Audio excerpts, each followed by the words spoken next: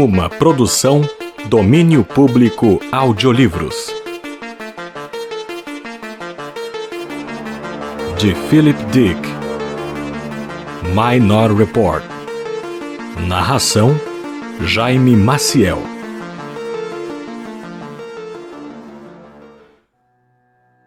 O primeiro pensamento que ocorreu a Anderton quando viu o rapaz foi: estou ficando careca, gordo e velho. Mas não disse isso em voz alta. Pelo contrário, afastou a cadeira, pôs-se de pé e deu a volta na mesa, com a mão direita firmemente estendida. Sorrindo com uma amabilidade forçada, apertou as mãos do rapaz.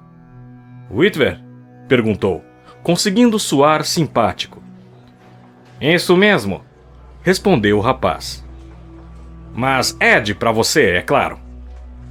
Quer dizer, se partilhar da minha aversão pela formalidade desnecessária." A expressão em seu rosto louro, francamente confiante, mostrava que considerava o assunto encerrado. Seriam Ed e John. Tudo seria agradavelmente cooperativo desde o começo. "Teve dificuldades em encontrar o edifício?" perguntou Anderton reservadamente, ignorando a apresentação excessivamente amigável. Cristo, ele tinha de se segurar em alguma coisa. O medo abalou-o. Começou a transpirar. Whitver andava pelo escritório como se já fosse o seu dono. Como se estivesse medindo o seu tamanho. Será que não podia esperar alguns dias, um intervalo decente? "Nenhuma", respondeu Whitver com júbilo, as mãos nos bolsos. Com ansiedade, examinou os arquivos volumosos que ocupavam a parede. "Não estou vindo no escuro à sua agência, você sabe. Tenho algumas ideias pessoais sobre como a pré-crime é dirigida." Nervoso, Anderton acendeu seu cachimbo. "Como é dirigida? Eu gostaria de saber." "Nada mal", disse Whitver. "Na verdade, muito bem." Anderton olhou-o fixamente. "É a sua opinião particular? Ou simplesmente um jargão?" Whitver encarou-o francamente. "Particular e pública. O Senado está satisfeito com o seu trabalho. De fato, estão entusiasmados", acrescentou ele. "Tão entusiasmados quanto homens muito velhos podem ficar." Anderton estremeceu, mas externamente permaneceu impassível. No entanto, custou-lhe um esforço. Perguntou a si mesmo o que Whitver realmente achava. O que se passava de fato naquela cabeça com o cabelo à escovinha. Os olhos do rapaz eram azuis brilhantes e perturbadoramente inteligentes. Whitver não era nenhum bobo e, obviamente, tinha um bocado de ambição. "Pelo que eu entendi", disse Anderton com cautela, "você será o meu assistente até eu me aposentar." "Foi o que eu entendi também", replicou o outro sem hesitar nem por um instante. "O que pode acontecer esse ano ou no próximo, ou daqui a 10 anos. O cachimbo na mão de Anderton tremia. "Não estou sendo pressionado a me aposentar. Fundei a pré-crime e vou permanecer aqui o tempo que quiser. É uma decisão minha exclusivamente." Whitver anuiu com a cabeça, a expressão ainda franca. "É claro." Com esforço, Anderton acalmou-se um pouco. "Só quis deixar as coisas claras. É desde o começo", concordou Whitver. "Você é o chefe, você manda." Demonstrando sinceridade, perguntou: "Importa-se de me mostrar a organização? Gostaria de me familiarizar com a rotina o quanto antes." Ao passarem pelas salas cheias e sobrecarregadas de trabalho com a sua iluminação amarelada, Anderton disse: "Você está a par da teoria da prevenção do crime, é claro. Suponho que isso seja ponto pacífico." "A informação que tenho é a que está disponível publicamente", replicou Whitver. "Com a ajuda de seus mutantes pré-cognitivos, você conseguiu, audaciosamente, Abolir o sistema punitivo pós-crime de cadeias e multas. Como todos sabemos, a punição nunca foi um grande impedimento e provavelmente nunca ofereceu conforto à vítima já morta. Tinham chegado ao elevador. Enquanto este os levava rapidamente para baixo, Anderton disse: "Deve ter percebido o inconveniente legal básico da metodologia pré-crime. Prendemos indivíduos que nunca infringiram a lei, mas que certamente infringirão", afirmou Whitner com convicção. "Felizmente não. Nós os pegamos primeiro, antes que cometam qualquer ato de violência. Desse modo, a comissão do crime em si mesma é uma metafísica absoluta. Alegamos que são culpados. Eles, por sua vez, afirmam eternamente ser inocentes. E de certa maneira são inocentes." O elevador parou, e mais uma vez, eles atravessaram com passos regulares um corredor amarelo. "Em nossa sociedade não há crimes maiores", prosseguiu Anderton. "Mas temos um campo de detenção cheio de supostos criminosos." Portas abriram-se e fecharam-se, e eles se encontraram na ala analítica. À frente, erguia-se uma série de impressionantes equipamentos. Receptores de dados e mecanismos de computação que examinavam e reestruturavam o material que chegava. Além da maquinaria, os 3 pré-cognitivos, quase indistintos no labirinto da fiação elétrica. "Lá estão eles", disse Anderton, com uma certa ironia. "O que acha? Na semi-obscuridade, os 3 idiotas tagarelavam. Todo pronunciamento incoerente, toda sílaba casual eram analisados, comparados, reagrupada na forma de símbolos visuais, transcritos sobre os cartões perfurados e ejetados em diversas ranhuras codificadas. Os idiotas tagarelavam o dia inteiro, aprisionados em suas cadeiras especiais, de espaldar alto, mantidos em uma posição rígida por ligaduras de metal e vários fios e grampos. Suas necessidades físicas eram assistidas automaticamente. Não tinham necessidades espirituais. Semelhantes a vegetais, murmuravam, cochichavam e existiam. Suas mentes eram obtusas, confusas, perdidas nas sombras. Mas não as sombras de hoje. As 3 criaturas tagarelas, desajeitadas, com suas cabeças alargadas e corpos raquíticos, contemplavam o futuro. A maquinaria analítica registrava profecias, e enquanto os 3 pré-cognitivos falavam, a maquinaria escutava atentamente. Pela primeira vez, Whitner perdeu sua confiança jovial. Uma expressão desgostosa, consternada, insinuou-se em seus olhos. Uma mistura de dó e choque moral. "Não é nada agradável", murmurou ele. "Não fazia ideia de que fossem..." Procurou a palavra certa, gesticulando. "Tão deformados." "Deformados e retardados", concordou Anderton instantaneamente. "Especialmente aquela garota ali. Dona tem 45 anos, mas parece ter 10. O talento absorve muito, o lóbulo especial atrofia o equilíbrio da área frontal. Mas o que importa? Temos as suas profecias. Eles transmitem o que precisamos. Não entendem nada disso, mas nós entendemos." Subjugado, Whitner atravessou a sala até a maquinaria. De uma ranhura, pegou um maço de cartões. "São os nomes que aparecem?" perguntou ele. "É óbvio que..." Com o seio franzido, Anderton pegou o maço. "Não tive oportunidade de examiná-los", explicou, ocultando com impaciência o seu aborrecimento. Fascinado, Whitver observou a maquinaria ejetar um novo cartão na ranhura vazia. Foi seguido de um segundo, e um terceiro. Dos discos que rangiam regular e constantemente, surgia um cartão atrás do outro. "Os pré-cognitivos devem ver longe no futuro", exclamou Whitver. "Vem um espaço de tempo limitado", informou-lhe Anderton. 1 ou 2 semanas adiante, no máximo. Grande parte dos dados não tem valor para nós. Simplesmente não são relevantes para o nosso ramo de atividade. Nós os passamos para as agências apropriadas, e elas, por sua vez, permutam dados conosco. Cada birô importante tem seu porão de macacos tesourados. Macacos? Witwer olhou, intrigado. Ah, sim, entendo. Nada a ver, nada a falar e etc. Muito divertido. Muito conveniente. Automaticamente, Anderton coletou os novos cartões que haviam sido virados pela máquina giratória. Alguns desses nomes serão totalmente descartados.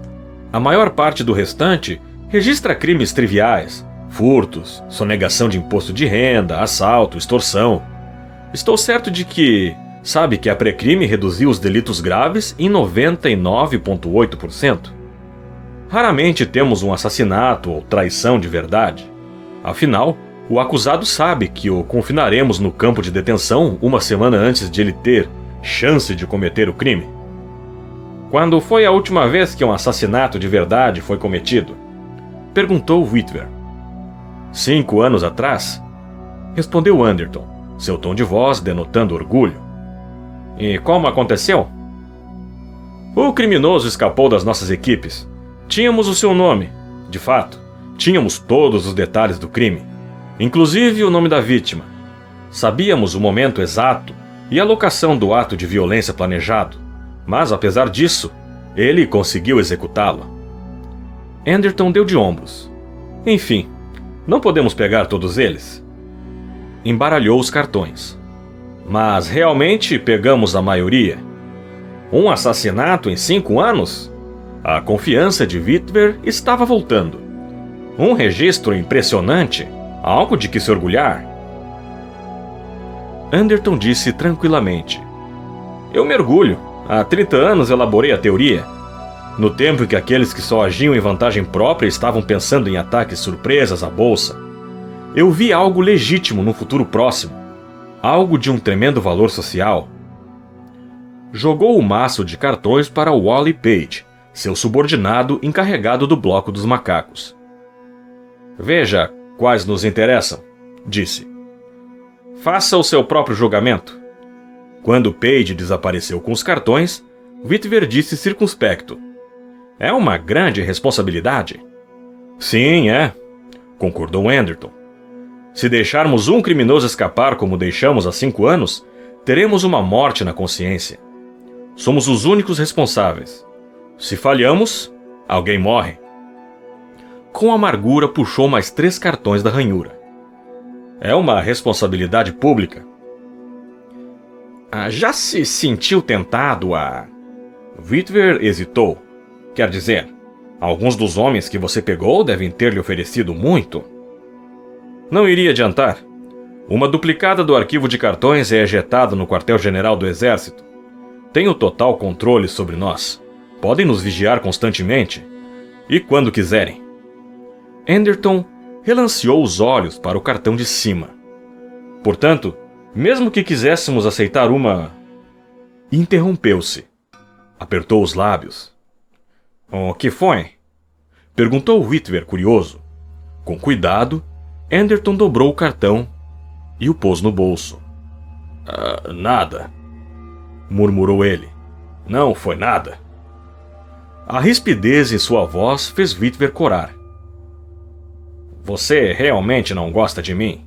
Observou ele. É verdade, admitiu Anderton. Não gosto.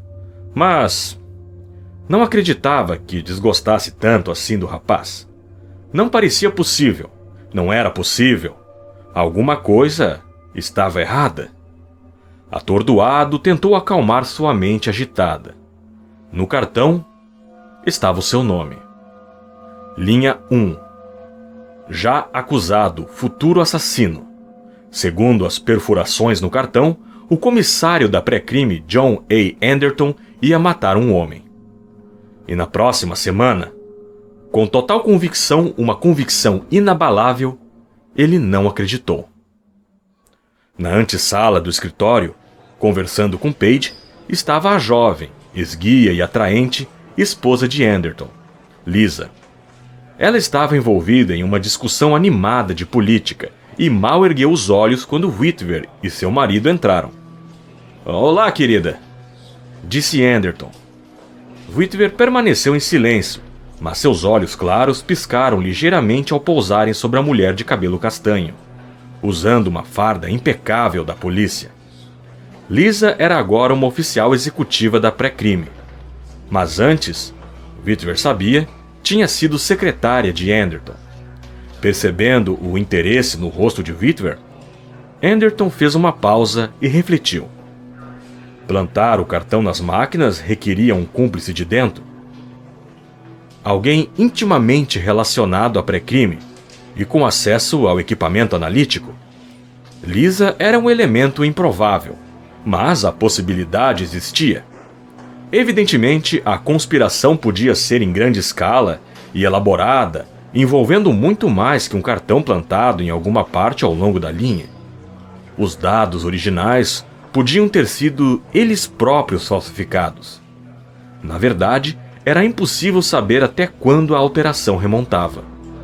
Um calafrio percorreu-lhe quando começou a ponderar as possibilidades.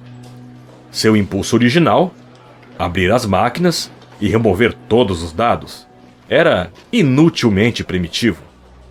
Provavelmente, as fitas concordavam com o cartão. Ele só faria se incriminar ainda mais. Tinha aproximadamente 24 horas. Então, o pessoal do exército verificaria os cartões e descobriria a discrepância. Encontrariam em seus arquivos uma duplicata do cartão de que ele tinha se apropriado. Estava somente com uma das duas cópias, o que significava que o cartão dobrado em seu bolso podia também estar na mesa de Page, à vista de todos. No lado de fora do edifício, chegava o ruído monótono dos carros de polícia, dando partida para a detenção rotineira de suspeitos. Quantas horas até um deles estacionar em frente à sua casa? "O que houve, querido?" perguntou Lisa, preocupada. "Parece que viu um fantasma. Você está bem?" "Estou bem", tranquilizou-a. Lisa de súbito pareceu tomar consciência do exame atento e admirado de Ed Whitver. "Este cavalheiro é o seu novo colaborador, querido?" perguntou ela, com cautela. Anderton apresentou seu novo parceiro. Lisa saudou-o com um sorriso cordial. Algum entendimento secreto se passara entre eles? Não tinha como afirmar. Meu Deus, estava começando a desconfiar de todo mundo. Não somente de sua esposa e de Whitver, mas de uma dezena de membros da sua equipe. "É de Nova York?" perguntou Lisa. "Não", respondeu Whitver. "Passei a maior parte da minha vida em Chicago. Estou em um hotel, um dos hotéis grandes no centro. Espere, tenho o nome escrito em um cartão que guardei em algum lugar." Enquanto ele procurava nos bolsos, Lisa propôs. "Quem sabe não gostaria de jantar conosco?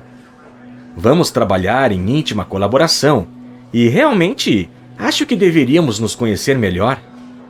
Surpreso, Anderton recuou.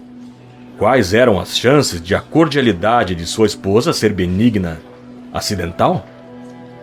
Whitver participaria da intimidade da noite em sua residência particular, e então teria uma desculpa para aparecer sem ser convidado. Profundamente perturbado, virou-se impulsivamente e dirigiu-se à porta. "Aonde vai?" perguntou Lisa, admirada. "De volta ao bloco dos macacos", respondeu ele. "Quero checar algumas fitas antes que o exército as veja." Ele já estava no corredor, antes de ela poder pensar em uma razão plausível para detê-lo. Dirigiu-se rapidamente à rampa do final do corredor. Descia a passos largos as escadas externas que levavam à calçada, quando Lisa apareceu ofegante atrás dele. "O que diabos está acontecendo com você?" Segurando seu braço, ela se pôs rapidamente na frente dele. "Eu sabia que você estava saindo!" exclamou ela, bloqueando a sua passagem. "Qual é o problema? Todos acham que você..." Ela hesitou. "Bem, você está agindo de maneira um tanto excêntrica." Pessoas passavam por eles, a multidão vespertina usual. Ignorando-as, Anderton forçou os dedos de sua mulher a soltarem seu braço. "Estou indo embora", disse ele, "enquanto há tempo." Mas por quê? "Estou sendo incriminado, de maneira deliberada e maliciosa. Essa criatura veio tomar o meu lugar. O Senado está me envolvendo atrás dele." Lisa olhou-o confusa. Mas ele parece ser um bom rapaz. "Tão bom quanto uma cobra venenosa." A aflição de Lisa transformou-se em descrença. Não acredito, querido. Você tem sofrido toda essa tensão. Sorrindo, hesitante, ela balbuciou. Não faz sentido que o Ed Whitver esteja tentando incriminá-lo. Como poderia, mesmo que quisesse? Certamente, Ed não. Ed? É o seu nome, não é? Seus olhos castanhos lampejaram, surpresos e incrédulos em um protesto. Deus do céu! Está desconfiando de todo mundo? Você acha realmente que estou metida nisso de alguma maneira, não acha? Ele pensou por um instante. "Não tenho certeza." Ela aproximou-se dele, seu olhar acusando-o. Não é verdade. Você realmente acha isso? Talvez você devesse se afastar por algumas semanas. Está precisando urgentemente de descanso. Toda essa tensão e trauma, um homem mais jovem sendo introduzido, está agindo como um paranoico. Não percebe? Pessoas tramando contra você. Diga-me, tem alguma prova real? Anderton pegou a sua carteira e tirou o cartão dobrado. "Examine-o atentamente", disse, entregando-o a ela. A cor abandonou seu rosto e sua respiração tornou-se entrecortada. "O esquema é muito óbvio", disse Anderton da maneira mais equilibrada possível. "Isso dará a Whitmer um pretexto legal para me remover nesse instante? Não vai ter de esperar até eu renunciar." Acrescentou firme. "Eles sabem que ainda posso ficar por mais alguns anos. Mas o sistema de controle vai ser encerrado. A pré-crime vai deixar de ser uma agência independente. O Senado vai controlar a polícia e depois..." Seus lábios apertaram-se. "Vai absorver também o exército? Bem, é bastante lógico. É claro que sinto hostilidade e ressentimento em relação a Whitver. É claro que tenho motivo para isso. Ninguém gosta de ser substituído por um homem mais jovem e ser afastado por velhice." Prosseguiu ele. "Tudo isso é plausível, exceto que não tenho a mais remota intenção de matar Whitver. Mas não tenho como prová-lo. Então, o que posso fazer?" Com a voz engasgada e o rosto muito pálido, ela disse: Eu não sei. Querido, se pelo menos... "Nesse instante", disse Anderton abruptamente, "vou para casa fazer as malas. Não consigo planejar nada além disso." Vai mesmo tentar se esconder? "Vou. Tão longe quanto nos planetas colônias de Centauro, se necessário. Já foi conseguido antes e tenho 24 horas. Virou-se resolutamente. "Volte lá para dentro. Não há razão para que venha comigo." Você achou que eu iria? Perguntou Lisa, o tom rouco. Surpreso, Anderton encarou-a. "Não iria?" Em seguida murmurou perplexo. "Não. Vejo que não acredita em mim. Ainda acha que estou imaginando tudo isso?" Bateu com fúria no cartão. "Mesmo com essa evidência, continua sem se convencer?" Não. Lisa concordou rapidamente. Não estou convencida. Não o examinou com atenção suficiente, querido. O nome de Ed Whitver não está nele? Incrédulo, Anderton pegou o cartão da mão dela.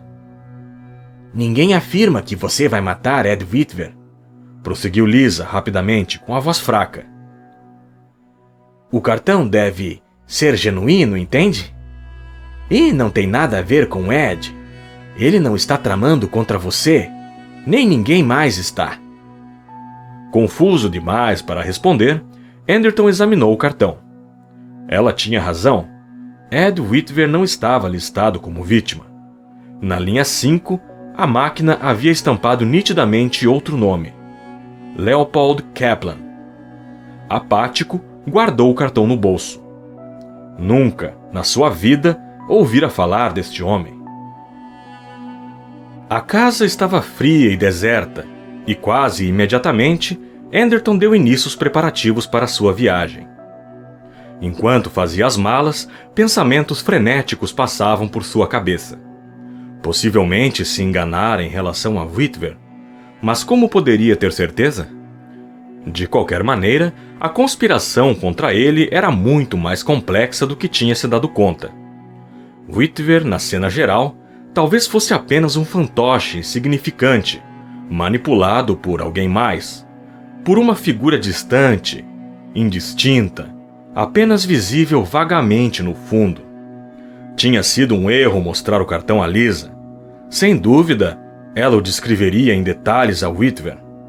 Ele nunca deixaria a Terra, nunca teria oportunidade de descobrir como seria a vida em um planeta de fronteira. Enquanto estava absorto nesses pensamentos, uma tábua rangeu às suas costas. Virou-se, segurando um paletó esporte de inverno já gasto, e se deparou com o cano de uma pistola Grey Blue A. "Não esperaram muito?" disse ele, encarando com amargura o homem troncudo, de lábios apertados em um sobretudo marrom, que apontava a arma em sua mão enluvada. Ela nem mesmo hesitou? O rosto do intruso não registrou nenhuma resposta. "Não sei do que está falando", disse ele. "Venha comigo." Perplexo, Anderton largou o paletó. "Você não é da minha agência? Não é oficial da polícia?" Perplexo e protestando, foi empurrado para fora de casa, para uma limusine que aguardava. No mesmo instante, 3 homens fortemente armados aproximaram-se por trás dele. A porta bateu e o carro partiu estrada abaixo, afastando-se da cidade. Impassíveis e remotas, as faces à sua volta sacudiram-se com o movimento da velocidade do veículo, enquanto campos abertos, escuros e melancólicos, passavam rápido. Anderton tentava em vão compreender as implicações do que tinha acontecido, quando o carro tomou uma estrada lateral sulcada e desceu para uma garagem escura e subterrânea. Alguém gritou uma ordem. O pesado cadeado de metal rangeu, trancando-se, e acima luzes tremeluziram. O motorista desligou o motor do carro. "Vão se arrepender disso!" avisou Anderton com a voz rouca, quando o arrastaram para fora do carro. "Tem ideia de quem sou?" "Temos", disse o homem de sobretudo marrom. Com uma arma apontada para ele, Anderton subiu do silêncio frio da garagem para um corredor atapetado. Aparentemente, estava em uma residência particular luxuosa, localizada na área rural devastada pela guerra. Era possível divisar no extremo do corredor uma sala, um gabinete forrado de livros, mobiliado com simplicidade, mas com bom gosto. Em um círculo de luz, formado pelo abajur, o rosto parcialmente na sombra. Um homem que ele nunca vira o aguardava. Quando Anderton se aproximou, o homem, nervoso, guardou os óculos sem armação em seu estojo, fechou-o e umedeceu os lábios ressequidos. Era idoso, talvez 60 anos ou mais, e sob seu braço havia uma bengala de prata. Seu corpo era magro, mas forte, a sua atitude curiosamente rígida. O pouco cabelo que lhe restava era castanho acinzentado. Um lustro suave de cor neutra sob seu crânio pálido, ossudo. Somente seus olhos pareciam realmente alerta. "Esse é Anderton?" perguntou lamuriosamente, virando-se para o homem de sobretudo marrom. "Onde o pegaram?" "Em sua casa", replicou o outro. "Estava fazendo as malas, como esperávamos." O homem à mesa estremeceu visivelmente. "Fazendo as malas?" Retirou os óculos e abruptamente tornou a pô-los no estojo. O que há? Disse rudemente a Anderton. O que deu em você? Ficou louco? Como pode matar um homem que nunca viu? O velho Anderton percebeu de súbito. Era Leopold Kaplan. Em primeiro lugar, eu vou fazer uma pergunta. Contrapôs Anderton imediatamente. Se dá conta do que fez? Eu sou comissário da polícia. Posso mandar prendê-lo por 20 anos? Ia dizer mais, porém, um pensamento o interrompeu. Como você descobriu? Perguntou. Involuntariamente, a sua mão foi a seu bolso, onde o cartão estava escondido. Não será para outro. Não fui notificado por sua agência, interrompeu Kaplan, com uma impaciência irritada. O fato de nunca ter ouvido falar de mim não me surpreende tanto. Leopold Kaplan, general do Exército da Aliança Federada do Bloco Ocidental AFBO. Acrescentou de má vontade. Reformado desde o fim da Guerra Anglo-Chinesa e a abolição da AFBO. Fazia sentido. Anderton já desconfiava que o exército processava seus cartões duplicatas imediatamente para sua própria proteção. Relaxando de certa forma, perguntou: Então, você me trouxe para cá e agora? Evidentemente, disse Kaplan. Não vou mandar matá-lo ou isso teria sido revelado em um desses cartões miseráveis. Estou curioso a seu respeito. Pareceu-me incrível que um homem da sua estatura seja capaz de cogitar assassinar a sangue frio um estranho. Deve haver algo mais. Francamente, estou intrigado. Se isso representasse algum tipo de estratégia da polícia... Balançou seus ombros magros. Certamente não teria permitido que a duplicata do cartão chegasse até nós. A menos, sugeriu um de seus homens, que tenha sido plantado deliberadamente. Kaplan ergueu os olhos brilhantes, semelhantes aos de um pássaro, e examinou Anderton. O que tem a dizer? É exatamente isso, disse Anderton, percebendo logo a vantagem de falar francamente o que acreditava ser a verdade pura e simples. A predição do cartão foi fabricada deliberadamente por uma panelinha dentro da agência de polícia. O cartão é plantado e eu sou capturado, e perco a minha autoridade automaticamente. O meu assistente intervém e alega que impediu o assassinato da maneira eficiente de sempre da pré-crime. Não é preciso dizer que não existe assassinato nem intenção de assassinato. Concordo com você que não haverá assassinato nenhum, afirmou Kaplan sombriamente. Você estará sob a custódia da polícia. Pretendo garantir isso. Horrorizado, Anderton protestou. Vai me levar de volta para lá? Se eu ficar sob a custódia, nunca vou poder provar... Não me importa o que vai provar ou não, interrompeu Kaplan. Tudo o que me interessa é ter você fora do caminho, acrescentou frigidamente, para a minha própria proteção. Ele estava pronto para partir, declarou um dos homens. Está bem, disse Anderton suando. Assim que puserem as mãos em mim, serei confinado no campo de detenção. Witwer assumirá tudo. Sua face tornou-se sombria. E a minha mulher? Estão agindo de comum acordo, aparentemente. Por um momento, Kaplan pareceu hesitar. É possível? Admitiu, olhando fixamente para Anderton. Então balançou a cabeça. Não posso correr o risco. Se há uma armação contra você, eu lamento. Mas simplesmente não é da minha conta. Sorriu ligeiramente.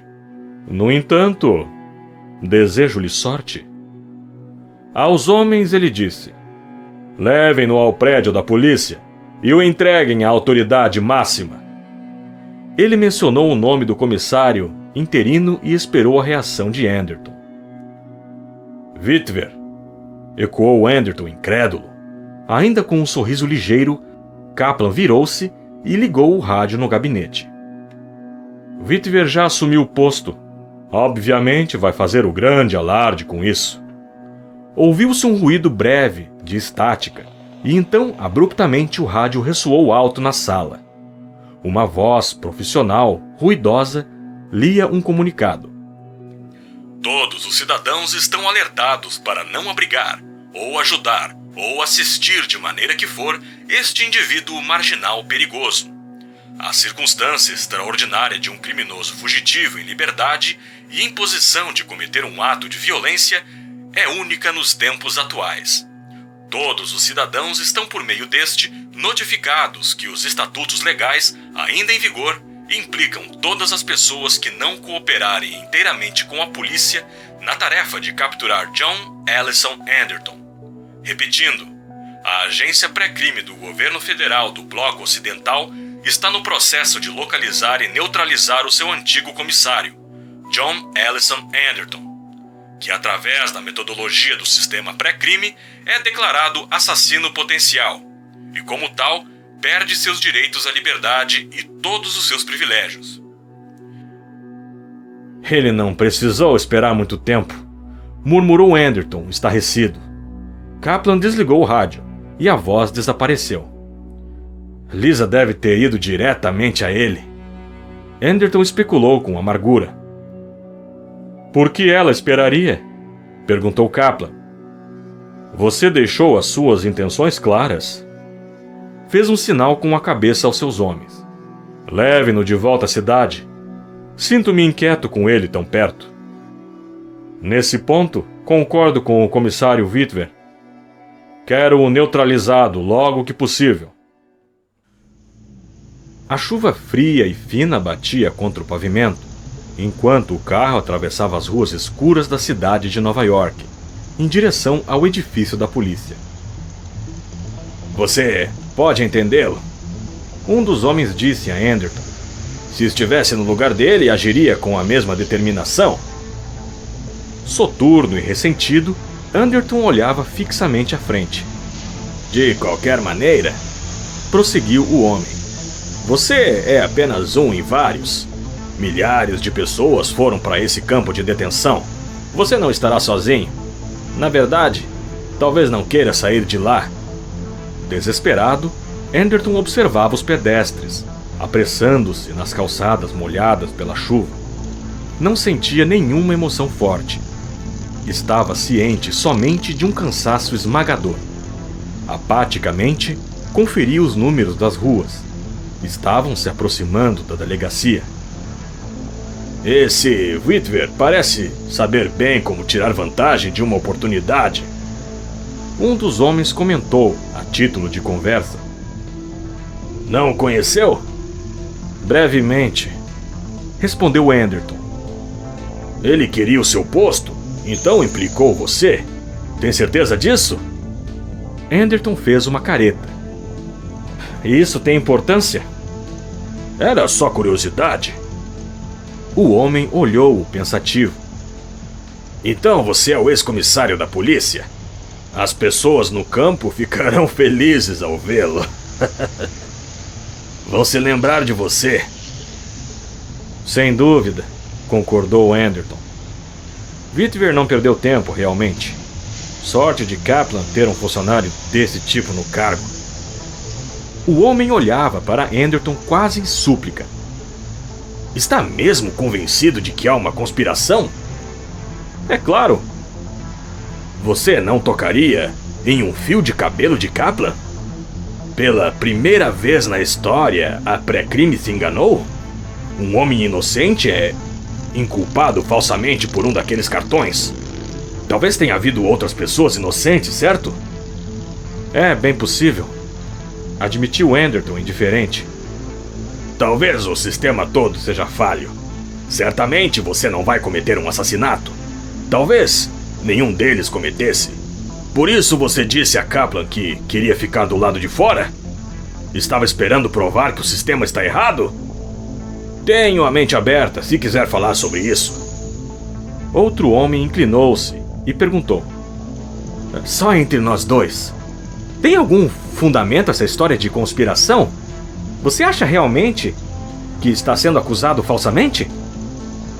Anderton deu um suspiro. A essa altura, Nem ele mesmo tinha mais certeza. Talvez tivesse caído em um círculo de tempo, fechado e sem sentido, sem motivo e sem começo. De fato, estava quase disposto a admitir que era vítima de uma fantasia neurótica e tediosa, provocada por uma insegurança cada vez maior. Sem lutar, estava disposto a desistir. Um grande peso de exaustão assentava-se sobre ele. Estava lutando contra o impossível. E todas as cartas estavam contra ele. O cantar agudo dos pneus despertou. Freneticamente, o motorista lutava para controlar o carro, puxando o volante e batendo nos freios, quando um caminhão se assomou da neblina e atravessou a faixa diretamente à frente. Se ele tivesse acelerado, talvez estivesse salvo, mas percebeu seu erro tarde demais. O carro derrapou, deu uma guinada, hesitou por um breve instante e então bateu de frente contra o caminhão. Debaixo de Anderton, o banco ergueu-se e o lançou de cara contra a porta. A dor repentina, intolerável, pareceu estourar-lhe o cérebro, enquanto ofegava e tentava, sem forças, pôr-se de joelhos. Em algum lugar, o estalar do fogo ecoou melancolicamente. Um pedaço de brilho sibilante cintilou no redemoinho de névoa que adentrava a massa retorcida do carro. Mãos de fora do carro estenderam-se até ele. Lentamente foi tomando consciência de que estava sendo arrastado pela fenda que antes havia sido a porta. O pesado estofamento do banco foi empurrado bruscamente para o lado, e imediatamente ele se viu em pé, apoiando-se pesadamente sobre uma forma escura, e sendo guiado nas sombras de um beco a pequena distância do carro. À distância, apitavam as sirenes da polícia. "Você vai viver." Uma voz chiou em seu ouvido, baixa e urgente. Era uma voz que nunca escutara antes, tão desconhecida e áspera quanto a chuva batendo em seu rosto. "Está ouvindo o que estou dizendo?" "Estou." Anderson reconheceu. Puxou a esmo a manga rasgada de sua camisa. Um corte na face começou a latejar. Confuso, tentou se orientar. "Você não é..." "Pare de falar e ouça." O homem era troncudo, quase gordo. Agora, suas grandes mãos seguravam Anderton, apoiado contra um muro de tijolos do edifício. Fora da chuva e da luz bruxuleante do carro em chamas. "Tivemos que fazer dessa maneira", disse ele. "Era a única alternativa. Não tínhamos muito tempo, achamos que Kaplan o manteria em sua casa por mais tempo." "Quem é você?" Anderton conseguiu perguntar. A face molhada, raiada de chuva, contorceu-se em um sorriso largo e forçado. "Meu nome é Fleming. Vai me ver de novo. Temos aproximadamente 5 minutos até a polícia chegar. Então, voltamos aonde começamos." Um envelope foi colocado nas mãos de Anderton. "Esse saque é suficiente para que siga em frente. Contém a papelada completa de identificação. Entraremos em contato com você esporadicamente." Seu sorriso forçado tornou-se um riso astuto. "Até que prove o seu argumento." Anderton admirou-se. "Então, foi uma armação?" "É claro!" o homem afirmou bruscamente. "Quer dizer que tinham conseguido fazê-lo acreditar nisso também?" "Achei que..." Anderton sentiu dificuldade em falar. Um de seus dentes da frente parecia estar mole. "Hostilidade em relação a Witwer, substituído, minha mulher e um homem mais jovem, ressentimento natural." "Não se engane", disse o outro. "Você sabe perfeitamente. Esse negócio todo foi elaborado cuidadosamente. Tinham cada fase sob controle. O cartão foi preparado para ser ejetado no dia em que o Witwer apareceu. Já encerraram a primeira parte. Witwer é comissário e você é procurado como criminoso." "Quem está por trás disso?" "A sua mulher." A cabeça de Anderton girou. "Tem certeza?" O homem riu. Pode apostar a sua vida. Relanceou os olhos à sua volta. A polícia chegou. Vá por essa viela. Pegue um ônibus, vá para o setor de favelas, alugue um quarto e compre uma pilha de revistas para se manter ocupado. Consiga outras roupas. Você é inteligente o bastante para cuidar de si mesmo. Não tente deixar a terra. Todos os transportes intersistemas estão sendo controlados. Se conseguir ficar aqui por uma semana, estará a salvo. E quem é você? Perguntou Anderton. Fleming soltou-o. Com cautela, dirigiu-se à entrada da viela e espiou. O primeiro carro de polícia acabava de chegar, deslizando sobre o pavimento molhado, o motor ressoando metalicamente. Aproximou-se, com desconfiança da ruína carbonizada que tinha sido o carro de Kaplan. No interior do destroço, a brigada de homens começava, com muito esforço, a arrastar-se pelo emaranhado de aço e plástico, para fora, para a chuva fria. Considere-nos uma sociedade protetora, disse Fleming baixinho, seu rosto rechonchudo, inexpressivo, brilhando com a umidade. Uma espécie de força policial que vigia a polícia. Para que, acrescentou ele, fique tudo equilibrado. A sua mão grossa foi estendida. Cambaleando, Anderton foi empurrado para avançar, quase caindo no escuro e nos escombros úmidos que se espalhavam pelo beco. Não pare! Disse-lhe Fleming abruptamente, e não largue o envelope. Enquanto Anderton, hesitante, abria caminho rumo ao outro extremo da viela, lhe chegaram as últimas palavras do homem. Examine-o atentamente e talvez sobreviva. O cartão de identidade descrevia-o como Ernest Temple, eletricista, desempregado, recebendo uma subsistência semanal do estado de Nova York, com uma esposa e 4 filhos em Buffalo, e menos de $100 de patrimônio. Um green card autorizava a viajar e a não manter endereço fixo. Um homem que procura trabalho tem de viajar.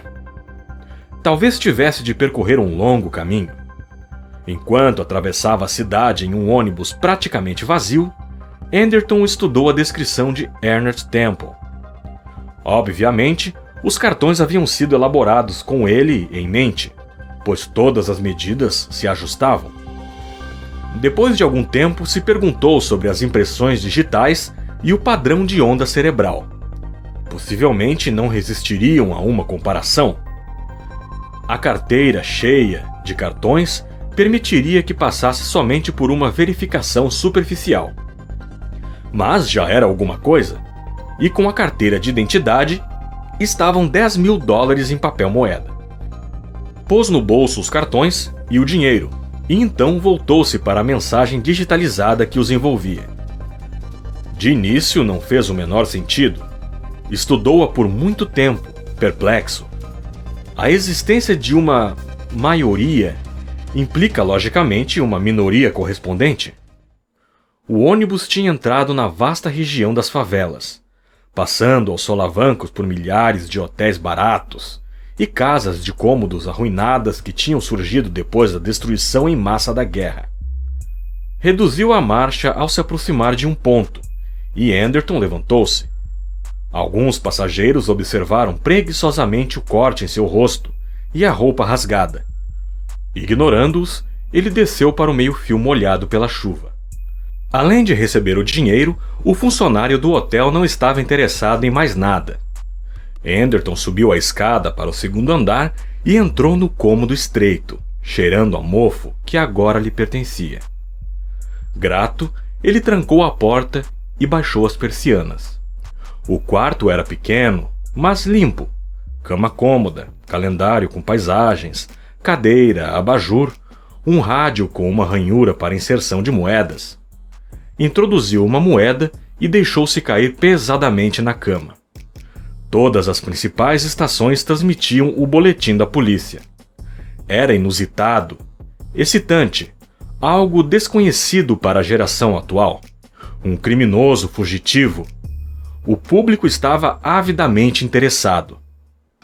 Esse homem aproveitou-se de sua alta posição para realizar uma fuga, O locutor dizia, com uma indignação profissional: o seu alto cargo lhe dava acesso aos dados antecipadamente, e a confiança que gozava permitiu que escapasse do processo normal de detenção e de sua localização.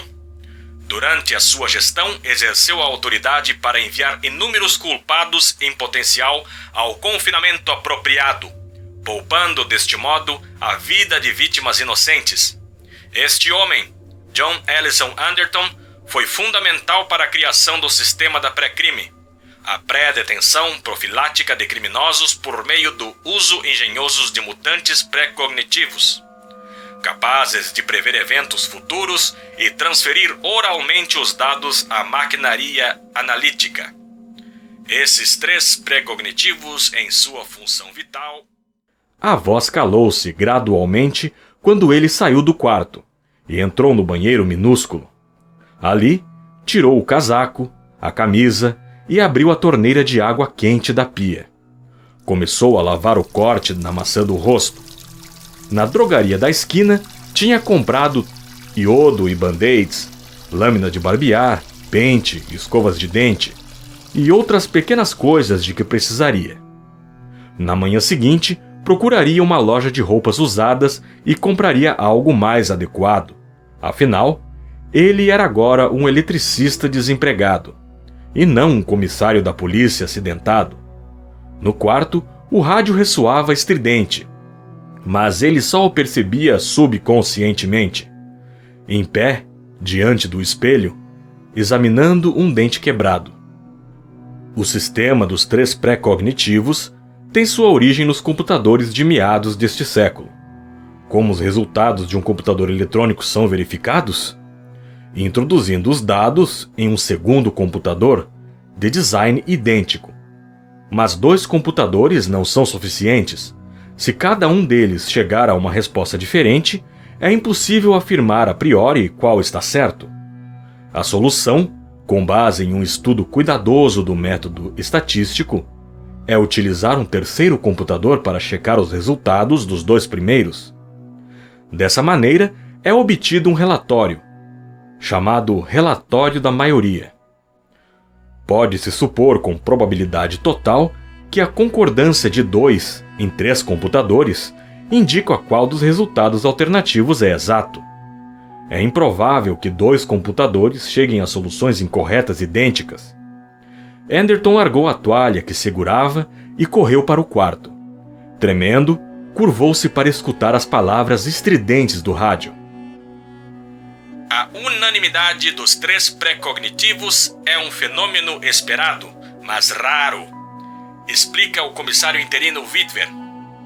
É muito mais comum obter um relatório em conjunto da maioria de 2 pré-cognitivos, mais um relatório da minoria, mas com alguma ligeira variação, geralmente com referência a tempo e lugar, do terceiro mutante. Isso é explicado pela teoria de futuros múltiplos. Se existisse somente uma trajetória para o tempo, a informação pré-cognitiva não teria nenhuma importância, na medida em que não haveria nenhuma possibilidade, ao se possuir esta informação, de alterar o futuro. No trabalho da agência pré-crime, devemos antes de mais nada supor que... Freneticamente, Anderton ficou de lá para cá no quarto exíguo. Relatório da maioria. Somente 2 dos pré-cognitivos haviam concordado sobre o material que fundamentava o cartão. Esse era o significado da mensagem no pacote. O relatório do terceiro pré-cognitivo, o relatório da minoria, Minority Report, tinha de certa forma importância. Por quê? Seu relógio informou-lhe que passava da meia-noite. Paige deveria estar de folga. Não retornaria ao bloco dos macacos até a tarde seguinte. Era uma chance remota, mas valia a pena tentar. Paige talvez o protegesse, talvez não. Ele teria de correr o risco. Ele tinha de ver o relatório da minoria. Entre meio-dia e 1 da tarde, as ruas cobertas de lixo ficavam cheias de gente. Optou por essa hora, a mais movimentada do dia, para fazer a ligação, escolhendo uma cabine em uma grande drogaria, apinhada de clientes. Discou o número familiar da polícia e esperou com o telefone ao ouvido. Deliberadamente, selecionou a linha de áudio e não a de vídeo. Apesar de suas roupas surradas e a sua aparência esmulambado, não barbeado, podia ser reconhecido. O recepcionista era novo. Com cautela, passou para o ramal de Page. Se Whitver estava removendo a equipe regular e colocando seus satélites, ele poderia se pegar falando com alguém totalmente estranho. Alô? Ouviu a voz rouca de Page. Aliviado, Anderton relanceou os olhos em volta. Ninguém estava lhe prestando a mínima atenção. Os fregueses perambulavam com mercadorias, ocupando-se de sua rotina diária. Pode falar? Perguntou ele. Ou está ocupado? Houve um momento de silêncio. Ele imaginou a cara conciliatória de Page, dilacerada pela dúvida, enquanto tentava desesperadamente decidir o que fazer. Por fim, falou com hesitação. Por quê? Por que ligou pra cá? Ignorando a pergunta, Anderton disse. Não reconheci o recepcionista. Pessoal novo? Novinho em folha. Concordou. Page com a voz sumida e abafada. Muita rotatividade de pessoal agora. Foi o que eu soube. Tenso, Anderton perguntou. E o seu emprego está seguro? Espere um minuto. O fone foi abaixado, e Anderton escutou o som abafado de passos. Foi seguido pelo ruído rápido de uma porta sendo fechada apressadamente. Page retornou. Agora podemos falar melhor. Disse com a voz rouca. Bem melhor? Não muito. Onde está? Dando um giro pelo Central Park, disse Anderton, aproveitando o sol. Até onde sabia, Page tinha ido se certificar de que a fita da linha estava no lugar. Nesse exato momento, uma equipe da polícia estava provavelmente sendo transportada por um avião, mas ele tinha de correr o risco. Estou em outro campo, disse laconicamente. Agora sou eletricista. Hã? Replicou Page desconcertado. Achei que talvez tivesse trabalho para mim.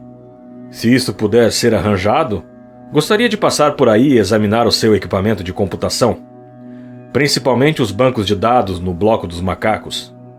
Depois de uma pausa, Page disse: Pode ser arranjado, se for realmente importante. É, garantiu Anderton. Quando é melhor para você? Bem, disse Page, vacilante. Estou esperando uma equipe de manutenção que virá examinar o equipamento do sistema de intercomunicação. O comissário interino quer aprimorá-lo para que ele possa operá-lo com mais rapidez. Você pode entrar com eles? Farei isso. Por volta de que horas?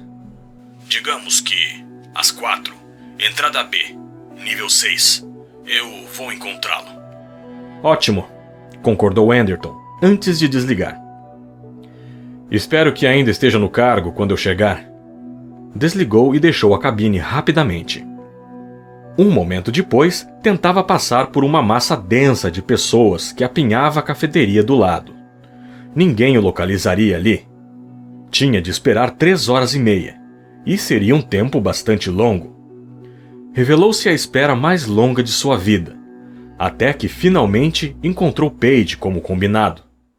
A primeira coisa que Page disse foi: Você perdeu o juízo? Por que diabos voltou? Não voltei por muito tempo. Tenso, Anderton entrou pelo bloco dos macacos, fechando sistematicamente uma porta atrás da outra. Não deixe ninguém entrar, não posso me arriscar. Você devia ter se demitido quando ainda era o chefe. Agoniado de apreensão, Page seguiu atrás dele. Whitver está se aproveitando da situação, não perde tempo. Vai pôr o país todo gritando por seu sangue. Ignorando-o, Anderton abriu o principal banco de controle da maquinaria analítica. Qual dos 3 macacos fez o relatório da minoria? Não me pergunte, eu estou caindo fora. A caminho da porta, Page parou por um breve momento, apontou a figura do meio e desapareceu em seguida. A porta foi fechada. Anderton ficou sozinho. O do meio, ele o conhecia bem. A figura anã e corcunda estava enterrada nessa fiação já há 15 anos. Quando Anderton se aproximou, a criatura não ergueu os olhos. Seus olhos vidrados e perplexos contemplavam um mundo que ainda não existia. Cego à realidade física à sua volta. Jerry tinha 24 anos. Originalmente havia sido classificado como um idiota hidrocéfalo. Mas ao completar a idade de 6 anos, os testes psicológicos identificaram o talento pré-cognitivo, soterrado sob camadas de tecido decomposto. Colocado em uma escola de treinamento operada pelo governo, o talento latente foi cultivado. Quando tinha 9 anos, o talento já avançara a um estágio útil. Jerry, no entanto, permaneceu no caos sem objetivo, na idiotia. A faculdade que se desenvolvia rapidamente tinha absorvido a totalidade da sua personalidade. Acocorado, Anderton começou a desmontar as placas protetoras dos rolos de fitas armazenados na maquinaria analítica. Usando os esquemas, seguiu o curso dos estágios finais dos computadores integrados, até o ponto em que o equipamento individual de Jerry se ramificava. Em minutos, retirava trêmulo 2 fitas de meia hora, dados recentes rejeitados que não bateram com os relatórios da maioria. Consultando a carta de códigos, selecionou a seção de fitas que se referiam a esse cartão em particular. Um scanner de fitas estava montado ao lado. Prendendo a respiração, ele inseriu a fita, ativou o transporte e escutou. Só levou 1 segundo. Desde a primeira declaração do relatório, ficou claro o que tinha acontecido. Tinha o que queria. Podia parar de buscar. A visão de Jerry estava na fase errada. Por causa da natureza errática da precognição, ele estava examinando uma área de tempo um pouco diferente das de seus companheiros. Para ele, o registro de que Anderton cometeria um assassinato era um evento a ser integrado com todo o resto. Essa afirmação, e a reação de Anderton, era mais um dado. Obviamente, o relatório de Jerry invalidava o relatório da maioria. Tendo sido informado de que cometeria um assassinato, Anderton mudaria de ideia e não o cometeria? A antevisão do assassinato tinha cancelado o crime. A profilaxia tinha ocorrido simplesmente no ato de ter sido informado. Um novo curso de tempo já havia sido criado, mas Jerry tinha sido minoria. Trêmulo, Anderton retrocedeu a fita e clicou na cabeça gravadora. Fez uma cópia em alta velocidade do relatório, restaurou o original e removeu a duplicata de transporte. Ali estava a prova de que o cartão era inválido, obsoleto. Tudo o que tinha a fazer era mostrá-la a Whitver. A sua própria estupidez o surpreendeu. Sem dúvida, Whitver tinha visto o relatório e, apesar disso, havia assumido o cargo de comissário e afastado as equipes da polícia. Whitver não tinha a intenção de se retirar. Ele não estava preocupado com a inocência de Anderton. O que então podia fazer? Quem mais estaria? Seu idiota! Uma voz irritada atrás dele ecoou com fúria. Virou-se rapidamente. A sua mulher estava em uma das portas, com sua farda de polícia, os olhos frenéticos de aflição. Não se preocupe, disse ele brevemente, mostrando a fita. Estou de saída. O rosto de Lisa contorceu-se e ela precipitou-se para ele. Page disse que estava aqui, mas não acreditei. Não devia tê-lo deixado entrar. Ele simplesmente não entende quem você é. Quem eu sou? Perguntou Anderton sarcasticamente. Antes de responder, talvez fosse melhor que escutasse essa fita. Não quero escutá-la. Só quero que saia daqui, já! Ed Whitmer sabe que tem alguém aqui. Paige está tentando mantê-lo ocupado, mas... Interrompeu-se. A cabeça virou-se rigidamente para o lado. Ele está aqui agora. Vai forçar a entrada. Você não tem influência? Seja graciosa e sedutora. Provavelmente ele se esquecerá de mim. Lisa olhou para ele com reprovação. Tem uma nave pousada no terraço, se quiser fugir. A sua voz engasgou, e por um instante ficou em silêncio. Então ela disse: Vou decolar em 1 minuto. Se quiser vir... Vou, disse Anderton. Ele não tinha escolha.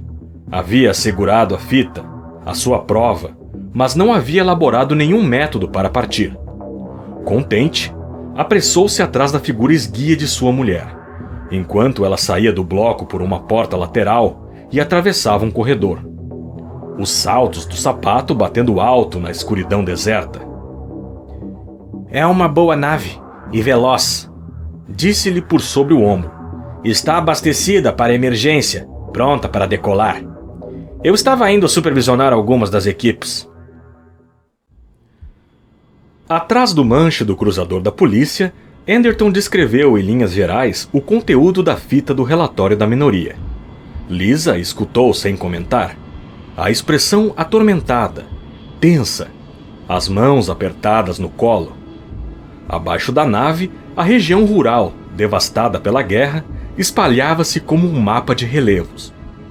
As regiões vazias entre as cidades eram agora crateras abertas e pontilhadas das ruínas das fazendas e pequenas indústrias. Eu me pergunto, disse ela quando ele terminou, quantas vezes isso aconteceu antes? Um relatório da minoria? Muitas vezes. Quero dizer, um pré-cognitivo em estar em fase diferente, usando um relatório dos outros como dados, invalidando-os. Com um olhar sombrio e grave, acrescentou: talvez muitos nos campos sejam como você? Não, insistiu Anderton, mas começava também a se sentir inquieto em relação a isso. Eu estava em posição de ver o cartão, de dar uma olhada no relatório. Foi isso que me convenceu, mas... Lisa interrompeu-o com um gesto. Talvez todos tenham reagido dessa maneira. Poderíamos ter lhe dito a verdade? Teria sido um risco grande demais, respondeu ele, obstinadamente. De súbito, Lisa deu uma risada. Risco? Chance? Incerteza? Com pré-cognitivos à volta? Anderton concentrou-se em conduzir a pequena nave. Este é um caso único, repetiu ele. E temos um problema imediato. Podemos tratar do aspecto teórico depois. Tenho de levar esta fita às pessoas interessadas, antes de seu jovem e brilhante amigo destruí-la. Vai levá-las para Kaplan? Certamente. Tateou o rolo de fita no assento entre eles. Ele vai estar interessado. A prova de que a sua vida não está em perigo deve ser de importância vital para ele. Nervosa, Lisa tirou de sua bolsa a cigarreira. E acha que ele vai ajudar você? Pode ajudar ou não. É um risco que vale a pena correr. Como conseguiu se tornar clandestino tão rapidamente? Perguntou Lisa. É difícil obter um disfarce completamente eficiente. Tudo o que é preciso é dinheiro, respondeu ele evasivamente. Enquanto fumava, Lisa ponderou. Provavelmente Kaplan vai protegê-lo, disse ela. Ele é muito poderoso. Pensei que fosse um general da reserva. Tecnicamente é isso que ele é, mas Whitver divulgou o dossiê sobre ele. Kaplan chefia um tipo incomum de organização de veteranos. Na verdade, é uma espécie de clube com alguns membros exclusivos. Somente oficiais de alta patente. Uma classe internacional composta dos dois lados da guerra. Aqui em Nova York, eles mantêm uma espécie de palácio da prefeitura, 3 publicações de produção luxuosa e uma cobertura ocasional na TV, que lhes custa uma pequena fortuna. O que está querendo dizer? Apenas isso. Você me convenceu que é inocente. Quer dizer, é óbvio que não vai cometer um assassinato, mas agora tem de se dar conta de que o relatório original, o relatório da maioria, não é uma falsificação. Ninguém o falsificou. Ed Witwer não o criou. Não existe conspiração contra você, nem nunca existiu. Se aceitar esse relatório da minoria como genuíno, terá de aceitar o da maioria também. Com relutância, ele concordou. Acho que sim. Ed Witwer, prosseguiu Lisa, está agindo de boa fé. Ele realmente acredita que você é um criminoso em potencial. E por que não? Ele tem o relatório da maioria em sua mesa, mas você tem esse cartão dobrado no bolso. Eu o destruí, disse Anderton calmamente. Lisa inclinou-se séria em sua direção. Ed Witwer não é motivado por nenhum desejo de ter o seu cargo, disse ela. É motivado pelo mesmo desejo que sempre motivou você. Ele acredita na pré-crime. Ele quer que o sistema se mantenha. Conversei com ele e estou convencida de que está falando a verdade. Anderton perguntou. Quer que eu leve essa fita ao Witwer? Se eu fizer isso, ele vai destruí-la? Bobagem! Retorquiu Lisa. As originais estão em suas mãos desde o começo. Poderia tê-las destruído quando quisesse. É verdade, admitiu Anderton. Possivelmente ele não sabia. É claro que não. Veja dessa maneira. Se Kaplan tomar posse dessa fita, a polícia ficará desacreditada. Percebe por quê? Provaria que o relatório da maioria estava errado. Ed Witwer está absolutamente certo. Você precisa ser preso se a pré-crime tiver de sobreviver. Você está pensando em sua própria segurança, mas pense por um momento no sistema. Curvando-se, apagou o cigarro e remexeu na bolsa, buscando outro. O que significa mais para você? A sua segurança pessoal ou a existência do sistema? A minha segurança, respondeu Anderton sem hesitar. Tem certeza? Se o sistema só consegue sobreviver aprisionando inocentes, então merece ser destruído. A minha segurança pessoal é importante porque sou um ser humano. E além disso, Lisa tirou da bolsa uma pistola incrivelmente minúscula. Acho, disse-lhe, a garganta seca, que o meu dedo está no gatilho. Nunca usei uma arma como essa antes, mas estou disposta a experimentar. Depois de uma pausa, Anderton perguntou. Quer que eu dê a volta? É isso? Sim. Que retorne ao edifício da polícia. Lamento. Se pudesse colocar o bem do sistema acima do seu egoísmo... Poupe o sermão, disse Anderton. Vou levar a nave de volta, mas não vou ouvir a sua defesa de uma norma de comportamento que nenhum homem inteligente seria capaz de aprovar. Os lábios de Lisa apertaram-se, formando uma linha tênue.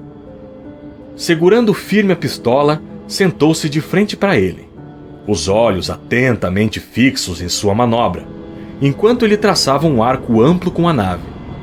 Alguns objetos soltos chocalharam no porta-luvas, quando a pequena aeronave girou, em uma manobra radical, uma asa ascendendo majestosamente, até apontar diretamente para cima. Anderton e sua mulher estavam seguros pelos braços metálicos de seus assentos, mas o terceiro membro do grupo não. Pelo canto do olho, Anderton percebeu um movimento repentino. Um som ressoou simultaneamente, o esforço para se segurar de um homem grande, quando abruptamente perdeu o equilíbrio e foi jogado contra a parede reforçada da nave. O que se seguiu aconteceu rapidamente. Fleming pôs-se imediatamente de pé, cambaleando e cauteloso, um braço atacando violentamente a pistola da mulher. Anderton estava surpreso demais para gritar. Lisa virou-se, viu o homem e gritou. Fleming conseguiu fazê-la largar a arma, que caiu no chão com estardalhaço. Resmungando, Fleming empurrou-a e recuperou a arma. Desculpe, disse ofegando, aprumando o corpo o melhor que pôde. Achei que ela falaria mais, por isso esperei. Você estava aqui quando... Começou Anderton e se calou. Era óbvio que Fleming e seus homens o mantinham sob vigilância. A existência da nave de Lisa tinha sido devidamente notada e analisada, e enquanto Lisa discutia se seria melhor levá-lo a um local seguro, ele tinha se introduzido furtivamente no compartimento de carga. Talvez, disse Fleming, fosse melhor me dar a fita. Seus dedos úmidos e desajeitados tatearam, buscando-a. Você tem razão. Witwer teria lhe dado sumiço. Kaplan também? Perguntou Anderton, entorpecido, ainda atordoado com a aparição do homem. Kaplan está trabalhando diretamente com Witwer. Por isso o seu nome apareceu na linha 5 do cartão. Qual dos dois é o verdadeiro chefe, não sabemos. Possivelmente nenhum dos dois. Fleming se desfez da pistola pequenina e pegou a sua própria arma militar pesada. Foi um grande erro voar com essa mulher. Eu tinha lhe dito que ela estava por trás disso tudo. Não acredito, protestou Anderton. Se ela... Você não entendeu. Essa nave foi preparada por ordem de Witwer. Queriam tirá-lo do prédio, de modo que não conseguíssemos chegar a você. Sozinho, separado de nós, você não teria nenhuma chance. Uma expressão estranha atravessou as feições perplexas de Lisa. Não é verdade? Sussurrou ela. Witwer nunca viu esta nave? Eu ia supervisionar. Você quase conseguiu escapar. Fleming interrompeu, inexorável. Teremos sorte se uma nave do patrulhamento da polícia não estiver nos aguardando. Não houve tempo para checar. Agachou-se enquanto falava, diretamente atrás da cadeira da mulher. A primeira coisa é tirar esta mulher do caminho. Teremos de tirá-lo desta área. Page deu o serviço ao Witwer sobre o seu disfarce, e pode estar certo de que já foi amplamente divulgado. Ainda agachado, Fleming agarrou Lisa, jogando a sua arma pesada para Anderton, ergueu habilmente o queixo dela até a sua têmpora ser empurrada de encontro ao banco. Lisa agarrou-se freneticamente a ele. Um gemido fraco, aterrorizado, soltou-se de sua garganta. Ignorando-a, Fleming fechou suas grandes mãos em volta de seu pescoço e começou a apertar, implacavelmente. Nenhum ferimento de bala, explicou ele, ofegando. Ela cairá. Um acidente natural. Acontece o tempo todo. Mas nesse caso, o seu pescoço será primeiro quebrado. Parecia estranho que Anderton esperasse tanto tempo. Os dedos grossos de Fleming estavam cruelmente cravados na pele pálida da mulher, quando ele ergueu a coronha da pistola pesada e abaixou-a na parte de trás do crânio de Fleming. As mãos monstruosas relaxaram. Fleming vacilou para a frente e caiu contra a parede da nave. Na tentativa de se recompor, começou a arrastar o corpo para cima. Anderton atingiu-o de novo, dessa vez acima do olho esquerdo. Ele caiu para trás e ficou imóvel. Respirando com dificuldades, Lisa permaneceu por um momento encolhida, o corpo oscilando para frente e para trás. Então, gradativamente, a cor retornou ao seu rosto. "Pode assumir o controle da nave?" perguntou Anderton, sacudindo-a, a voz urgente. "Posso? Acho que posso." Quase mecanicamente, ela alcançou o manche. "Vou ficar bem, não se preocupe comigo." "Essa pistola", disse Anderton, "pertence ao exército, mas não é do tempo da guerra. É uma das novas que estão desenvolvendo. Eu posso estar enganado, mas há uma chance."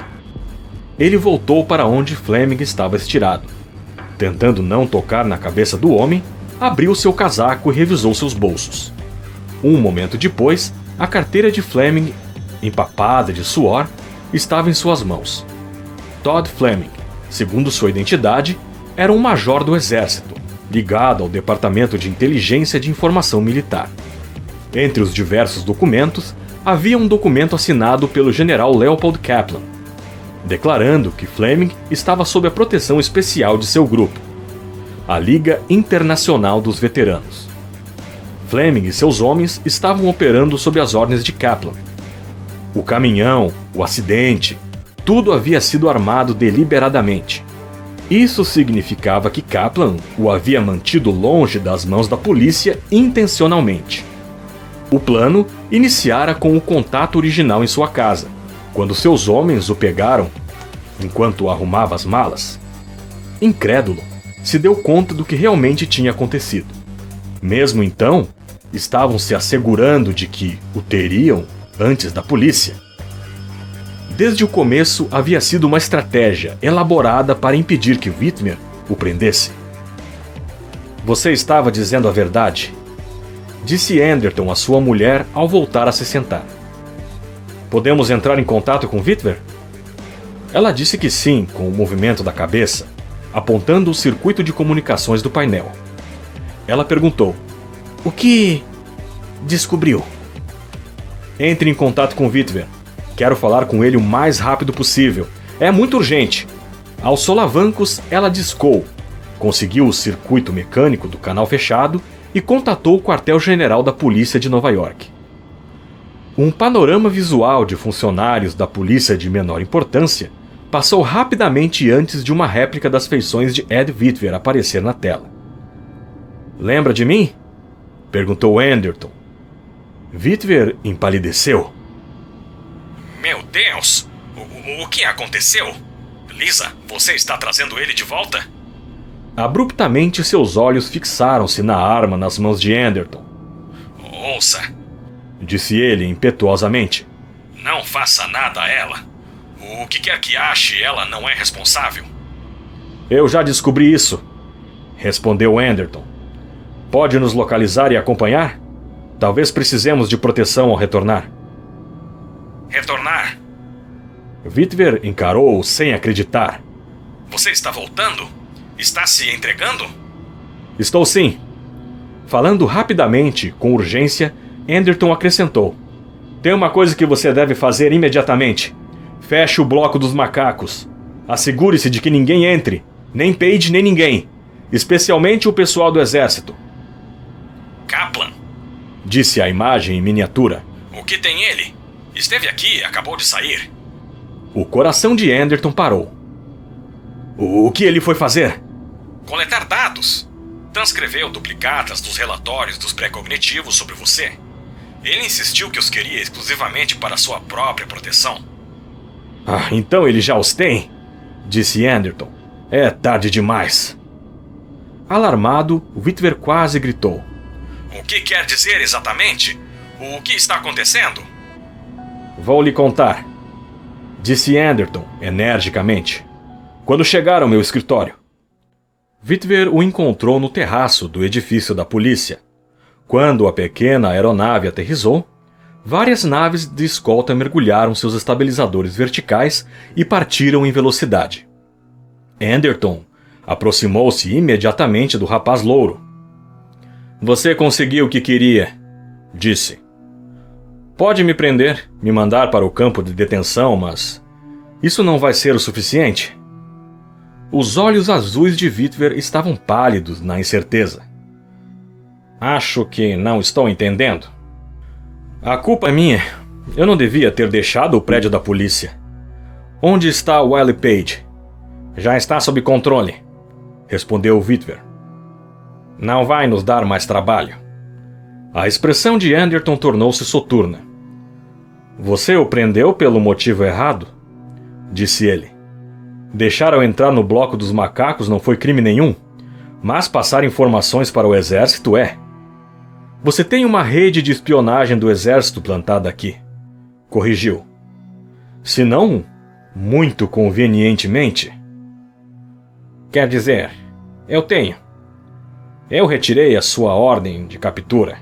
Agora as equipes estão atrás de Kaplan. Tiveram sorte? Ele saiu daqui em uma caminhonete do exército. Nós o seguimos, mas a caminhonete entrou no quartel militar. Eles têm um grande tanque de guerra R-3 bloqueando a rua. Seria provocar a guerra civil tirá-lo do caminho. Devagar, com hesitação, Lisa avançou. Ela ainda estava pálida e abalada, e uma meia mancha roxa formava-se em sua garganta. O que aconteceu com você? Perguntou Witwer. Então ele viu a forma inerte de Fleming estirada lá dentro. Encarando Anderton, ele disse: Finalmente parou de achar que era uma conspiração minha? Sim. Não acha que eu estou... Fez uma expressão de repulsa. Tramando pegar o seu posto? É claro que está. Todo mundo é culpado desse tipo de coisa. Eu estou tramando mantê-lo, mas... Isso é diferente e você não é responsável. Por que afirma... Perguntou Witwer. Que é tarde demais para se entregar. Meu Deus, vamos colocá-lo em um campo. A semana vai passar e Kaplan continuará vivo. Ele estará vivo, sim, admitiu Anderton. Mas ele pode provar que também estaria vivo se eu estivesse solto pelas ruas. Ele tem a informação que mostra que o relatório da maioria está obsoleto. Ele pode quebrar o sistema da pré-crime, concluiu. Independente de dar cara ou coroa, ele vai vencer, e nós vamos perder. O exército vai nos desmoralizar. A estratégia deles terá êxito. Mas por que correm um risco tão grande? O que querem exatamente? Depois da guerra anglo-chinesa, o exército perdeu. Não foi mais o que era na época áurea da AFBO. Eles dirigiam o show, tanto militar quanto doméstico, e faziam o seu próprio trabalho de polícia. Como Fleming, disse Lisa com a voz fraca. Depois da guerra, o bloco ocidental foi desmilitarizado. Oficiais como Kaplan foram reformados e descartados. Ninguém gosta disso. Anderton fez uma careta. Posso entendê-lo. Ele não é o único. Mas não podíamos continuar dirigindo as coisas dessa maneira. Tivemos de dividir a autoridade. Está dizendo que Kaplan venceu? Disse Witwer. Não há nada que possamos fazer? Eu não vou matá-lo. Eu sei disso e ele sabe disso. Provavelmente ele irá aparecer e nos oferecer algum tipo de acordo. Vamos continuar a funcionar, mas o Senado irá abolir a nossa influência. Você não gostaria disso, gostaria? Eu diria que não. Respondeu Witwer enfaticamente. Qualquer dia desses estarei dirigindo essa agência. Enrubesceu. Não imediatamente, é claro. A expressão de Anderton era sombria. Foi péssimo você divulgar o relatório da maioria. Se eu tivesse mantido o secreto, poderíamos recuperá-lo, mas todo mundo soube dele. Não podemos dá-lo como não dito. Acho que não, admitiu Witwer, sem graça. Talvez eu não consiga esse posto tão facilmente como imaginei. Conseguirá com o tempo. Será um bom oficial de polícia. Você acredita no status quo? Mas aprenda a ir com calma. Anderton afastou-se deles. Vou examinar as fitas dos dados do relatório da maioria. Quero descobrir exatamente como eu supostamente mataria Kaplan. Pensativamente concluiu. Talvez me dê algumas ideias. As fitas dos dados dos pré-cognitivos Donna e Mike foram armazenadas separadamente. Escolhendo a maquinaria responsável pela análise de Donna, ele abriu a plaqueta protetora e expôs o conteúdo. Como antes, o código informou-lhe que rolos eram relevantes e, em um instante, o mecanismo de transporte de fita estava em operação. Havia mais ou menos o que ele tinha suspeitado. Esse era o material utilizado por Jerry. O curso de tempo relegado. Nele, os agentes da inteligência militar de Kaplan sequestravam Anderton quando ele ia para casa depois do trabalho. Era levado à mansão de Kaplan, o quartel-general da Organização da Liga Internacional dos Veteranos. Anderton recebia um ultimato: desmembrar voluntariamente o sistema pré-crime ou enfrentar a hostilidade franca do exército. No curso de tempo rejeitado, Anderton, como comissário da polícia, tinha recorrido ao Senado para pedir apoio. Nenhum apoio tinha sido dado. Para evitar a guerra civil, o Senado tinha ratificado o desmembramento do sistema de polícia e decretado o retorno à lei militar, de lidar com a emergência, utilizando uma unidade fanática da polícia. Anderton localizara Kaplan e outros oficiais da Liga dos Veteranos e atirara nele. Somente Kaplan tinha morrido. Os outros haviam sido apaziguados, e o golpe tinha sido bem sucedido. Esse era Donna. Ele voltou à fita e examinou o material entrevisto por Mike. Era idêntico. Os dois pré-cognitivos haviam combinado apresentar um quadro unificado. Mike começava como Donna tinha começado. Anderton tomava consciência da conspiração de Kaplan contra a polícia. Mas alguma coisa estava errada. Intrigado, ele voltou a fita até o início. Incompreensivelmente, o que escutara não batia. Escutou de novo, atentamente, a fita. O relatório Mike era muito diferente do relatório Donna. 1 hora depois, tinha terminado a investigação. Guardou as fitas e deixou o bloco dos macacos. Assim que saiu, Witwer perguntou: "O que houve? Dá para ver que há alguma coisa errada?" "Não", respondeu Anderton lentamente, ainda absorto em pensamentos. "Não exatamente errada." Um som chegou aos seus ouvidos. Dirigiu-se à janela, ainda um pouco perplexo, e olhou para fora. A rua estava lotada de gente. Descendo a faixa central, soldados fardados em 4 colunas. Rifles, capacetes. Soldados avançando em suas fardas encardidas, do tempo de guerra, carregando as flâmulas armadas da AFBO, que adejavam ao vento frio da tarde. "Um reagrupamento do exército", explicou Witwer, frio e desanimado. "Eu estava enganado. Eles não farão um acordo conosco. Por que fariam? Kaplan tornará público." Anderton não ficou surpreso. "Ele vai ler o relatório da minoria?" "Aparentemente sim.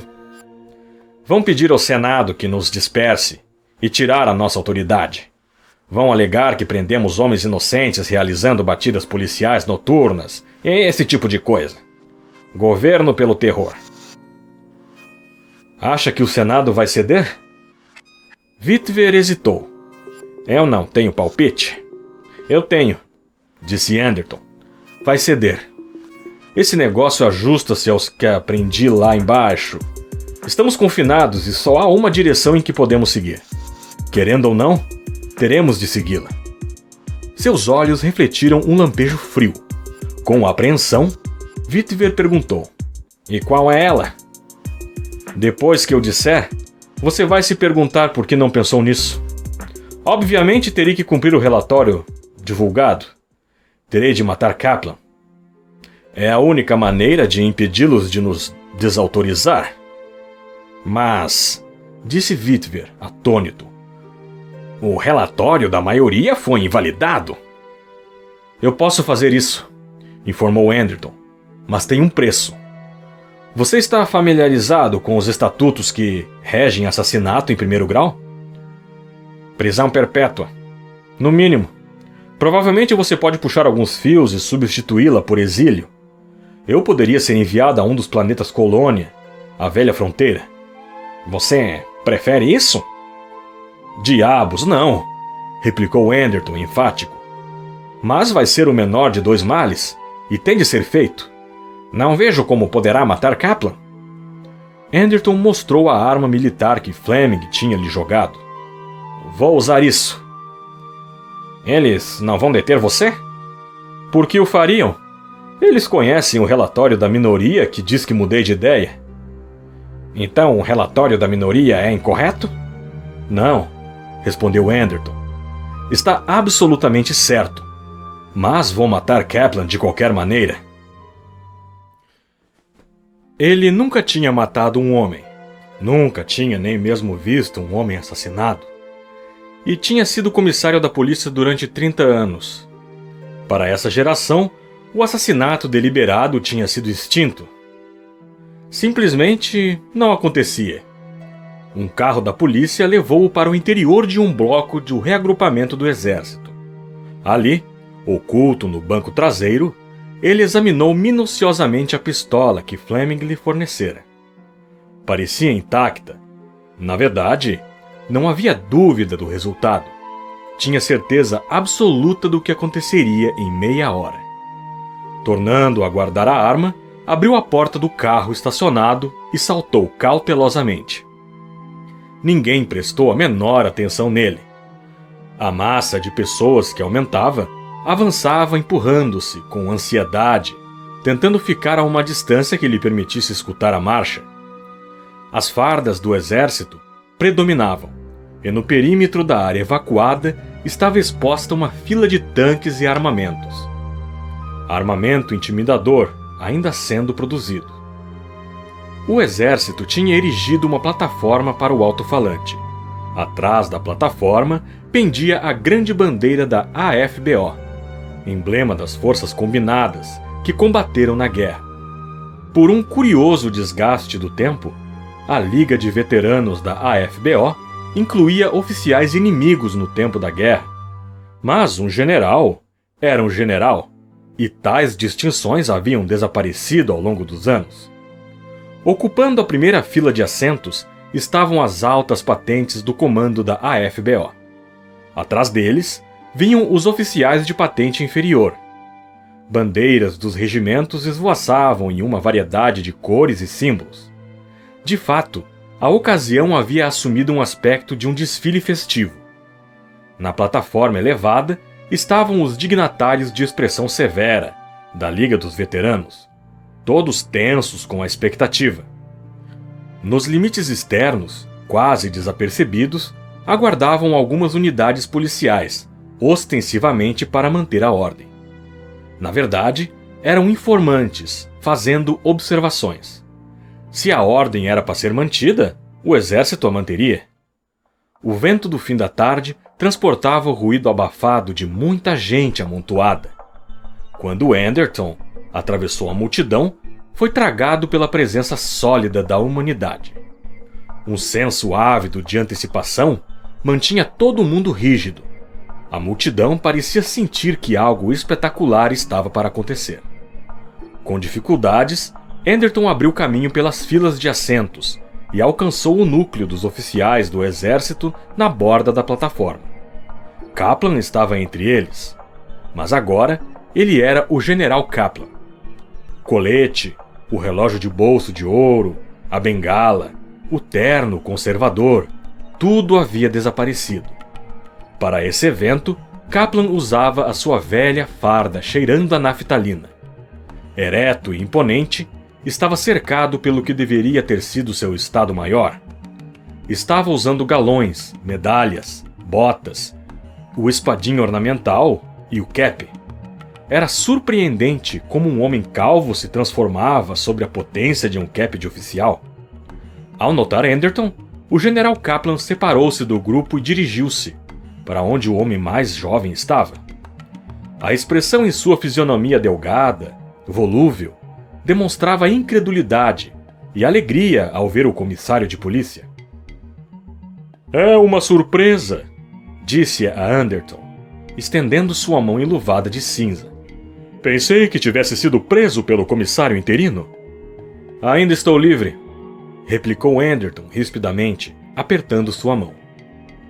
"Afinal, Witwer tem essa mesma fita." Indicou o pacote que Kaplan assegurava e cruzou com segurança o olhar do homem.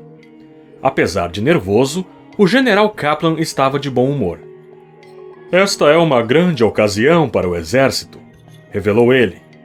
"Ficará contente em saber que tornarei público todo o relato da acusação espúria contra você." "Ótimo", Anderton respondeu evasivamente. "Ficará claro que você foi acusado injustamente." O general Kaplan tentava descobrir o que Anderton sabia. "Fleming teve oportunidade de pô-lo a par da situação?" "Até um certo ponto", replicou Anderton. "Vai ler somente o relatório da minoria? Foi tudo o que conseguiu? Vou compará-lo com o relatório da maioria." O general Kaplan fez um sinal ao ajudante de ordens, e uma pasta de couro foi trazida. "Está tudo aqui, tudo o que precisamos", disse ele. "Não se importa de ser um exemplo, importa-se? O seu caso simboliza as prisões injustas de inúmeros indivíduos." Com gravidade, o general Kaplan consultou seu relógio de pulso. "Tenho de começar.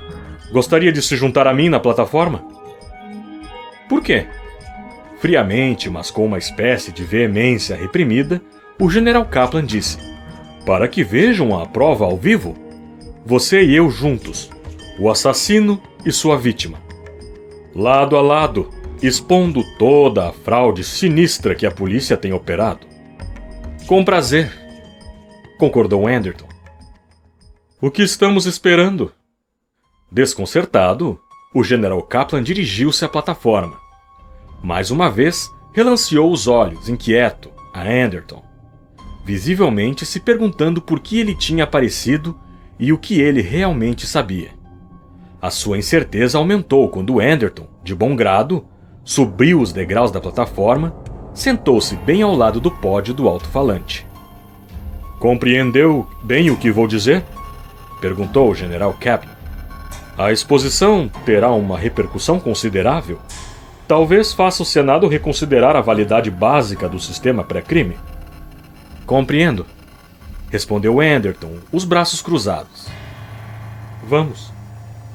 Um silêncio se impôs sobre a multidão, mas houve uma agitação, uma inquietação, quando o General Kaplan recebeu a pasta e começou a dispor o material diante de si.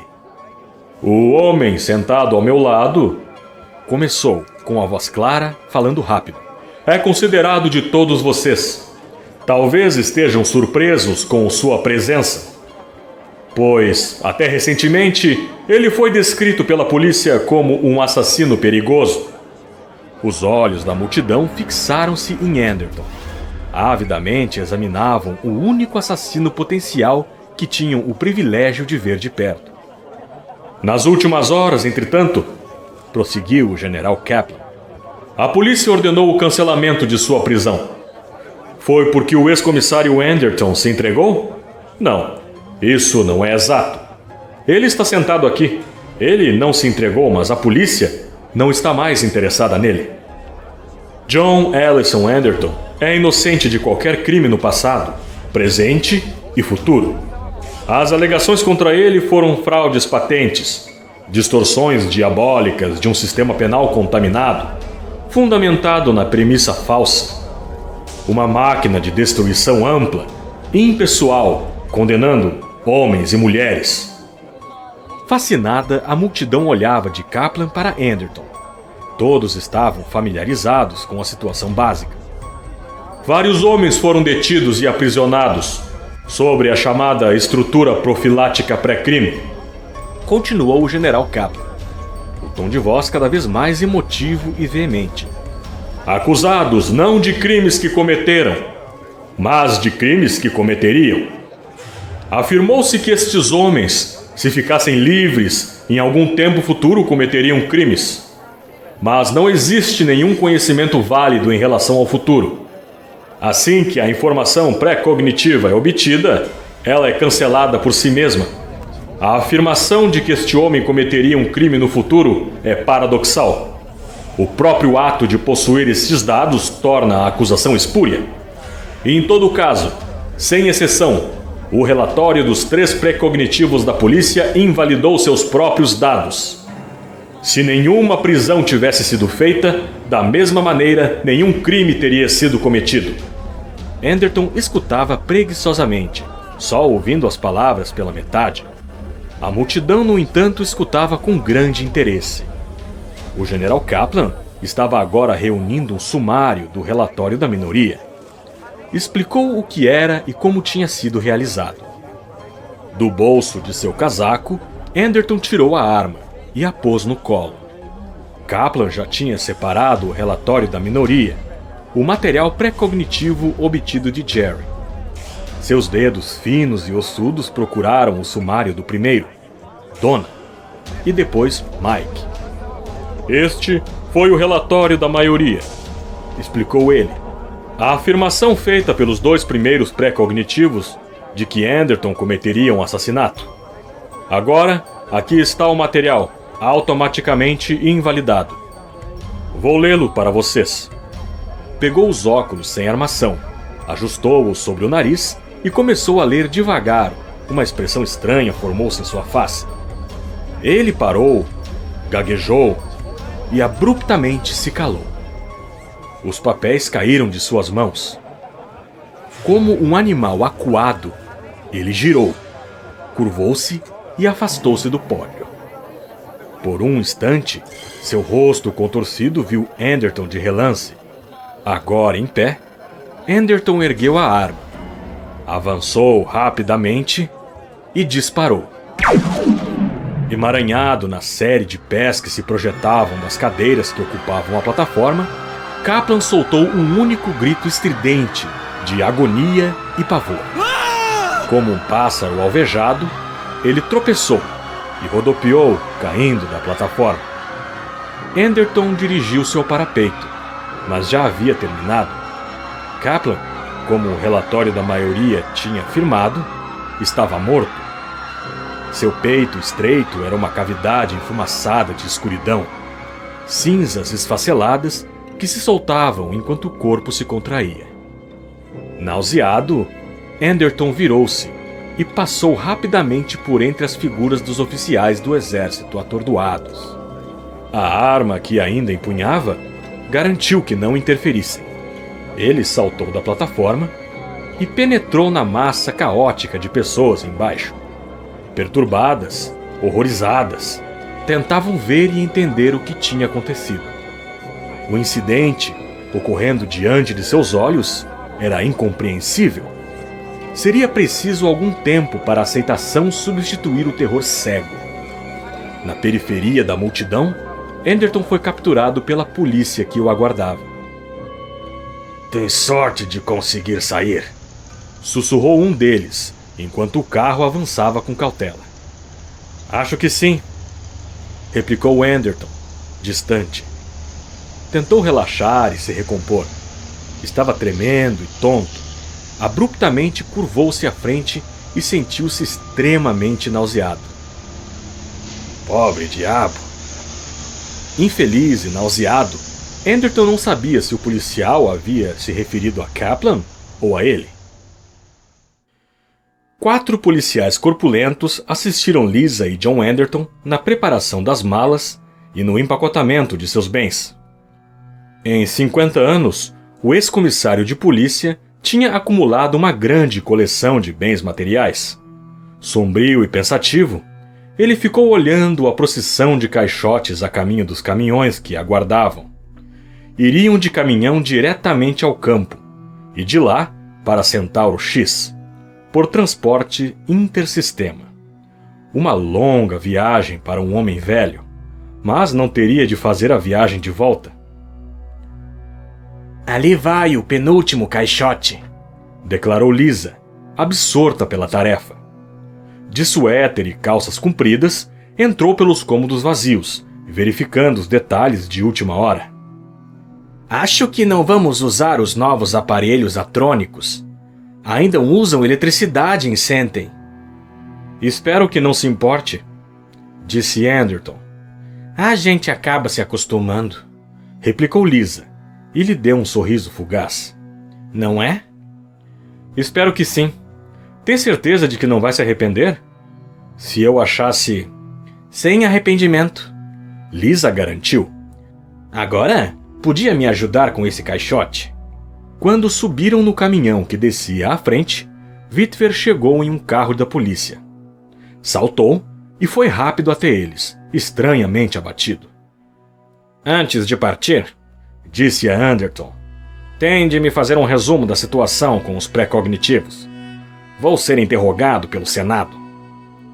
Querem descobrir se o relatório do meio, a retratação, foi um erro ou o quê?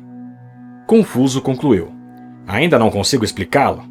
O relatório da minoria estava errado, não estava? Que relatório da minoria? Inquiriu Anderton, divertido. Witwer ficou perplexo. Então é isso. Eu deveria ter sabido. Sentado no caminhão, Anderton pegou seu cachimbo e pôs o tabaco. Com um isqueiro de Lisa, acendeu-o. Ela voltara à casa para se certificar que estava tudo em ordem. Havia 3 relatórios da minoria, disse a Witwer, deleitando-se com a confusão do rapaz. Um dia, Witwer aprenderia a não investir em situações que não compreendia completamente. A satisfação foi a emoção final de Anderton. Velho e cansado como estava, havia sido o único a perceber a verdadeira natureza do problema. Os 3 relatórios foram consecutivos, explicou ele. O primeiro foi Donna. Nesse curso de tempo, Kaplan contou-me a conspiração e eu matei-o imediatamente. Jerry foi um pouco mais à frente que Donna e usou o relatório dela como dado. Ele fatorou o meu conhecimento do relatório. Nesse, o segundo curso do tempo, tudo o que eu queria era manter meu segredo. Eu não queria matar Kaplan. Eu só estava interessado em meu cargo e minha vida. E Mike, foi o terceiro relatório? Veio depois do relatório da minoria? Witwer corrigiu-se. Quer dizer, veio por último? Sim, Mike foi o último dos 3. Diante do conhecimento do primeiro relatório, eu tinha decidido não matar Kaplan. Isso produziu o relatório 2. Mas diante desse relatório mudei de opinião de novo. O relatório 2, a situação 2, era a situação que Kaplan queria criar. Favoreceria a polícia recriar a posição 1. E nesse tempo, eu pensava na polícia. Eu percebia o que Kaplan estava fazendo. O terceiro relatório invalidava o segundo da mesma maneira que o segundo invalidava o primeiro. Isso nos levava aonde tínhamos começado. Lisa apareceu, sem fôlego, ofegando. Vamos lá, fizemos tudo aqui. Flexível e ágil, subiu os degraus para a cabine do caminhão e se comprimiu entre seu marido e o motorista. Este obedientemente deu a partida e os outros seguiram. Cada relatório era diferente, concluiu Anderton. Cada um era exclusivo, mas 2 deles concordavam em um ponto. Se eu ficasse livre, eu mataria Kaplan. Isso criou a ilusão de um relatório da maioria. Na verdade, foi isso, uma ilusão. Donna e Mike previram o mesmo evento, mas em 2 cursos de tempo totalmente diferentes, ocorrendo em situações completamente diferentes. Donna e Jerry, o chamado relatório da minoria e metade do relatório da minoria estavam incorretos. Dos 3, Mike estava correto, já que nenhum relatório apareceu depois do dele para invalidá-lo. Isso resume tudo. Ansiosamente, Witwer corria do lado do caminhão, sua face lisa e loura, vincada de preocupação. E vai acontecer de novo? Devemos revisar a configuração? Pode acontecer em uma única circunstância, disse Anderton. O meu caso foi exclusivo, na medida em que eu tive acesso aos dados. Poderia acontecer de novo, mas somente com o próximo comissário de polícia. Por isso, cuidado onde pisa. Sorriu largo por um breve momento, não dando nenhum conforto à expressão tensa de Witwer. Do seu lado, os lábios vermelhos de Lisa se contorceram e sua mão fechou-se sobre a dele. É melhor manter os olhos abertos, disse ao jovem Witwer. Pode acontecer com você a qualquer momento.